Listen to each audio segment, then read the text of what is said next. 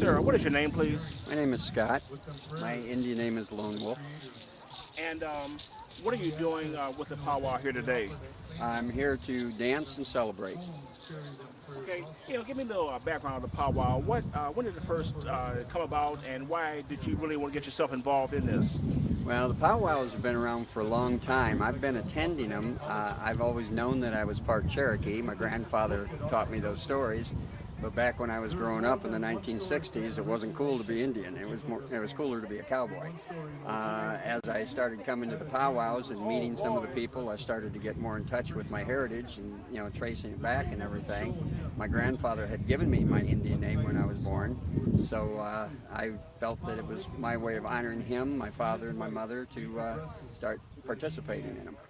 Are you to any way dismayed that here in Indiana, that when you go to the dictionary it says land of the Indians, that there's not more, that not only Indiana but Fort Wayne does take more of a prominent role in helping the culture stay intact?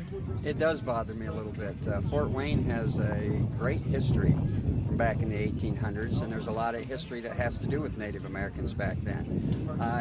More needs to be done than just naming streets Tecumseh or parks and anything. They need to really get in touch with the actual heritage. There's a lot of people in the Fort Wayne area that are Native Americans. They don't know about these things, and I think Fort Wayne would be a great place to hold a powwow. Fantastic place to hold a powwow. There's plenty of parks to do it in, and I think the turnout would be magnificent just locally. For those who are not here and who've never been to a powwow, what exactly are they missing? They're missing a gathering of people. It has nothing to do with politics. It has nothing to do with the past.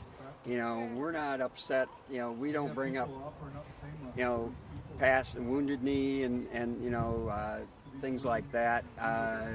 People don't bring up Custer and that kind of thing. It's just a celebration of life. It's a celebration of family. Everybody here today is a family member of mine, because when we're out here and in our regalia, we're all together.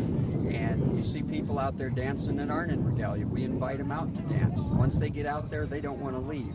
They just get into that spirit of the drum. But you mentioned Custer and Wounded Knee, but some think that it's a good thing to bring those things up to enlighten and educate people of today, because this many years later, we can intelligently look at the past and see how great America is from the standpoint that we can grow beyond, and through voting we can make changes and create remembrances. America will be a great nation as long as they remember their mistakes of the past. I feel that in my heart. And powwow isn't the place for those things. I believe the classroom is the place for those things. I don't think they teach enough Native American history in the classroom. They skip over some of those kind of things. I don't know if it's over shame or if it's just over timing and everything. But there is a heritage there, and there's a strong heritage, and I think there is a need to know. If you look, you're seeing 10, 11-year-old kids out here dressed in full regalia dancing, and they're our future. They're the future of this powwow, and they take on and continue the teachings. And if they don't teach them in class, they're not going to get it anywhere but from these kids. It needs to be back in the classroom. And you are right. Wounded Knee, and all of those incidents are part of the American history, and that's where it needs to be taught. But today out here, it's a celebration. Thank you very much. Thank you.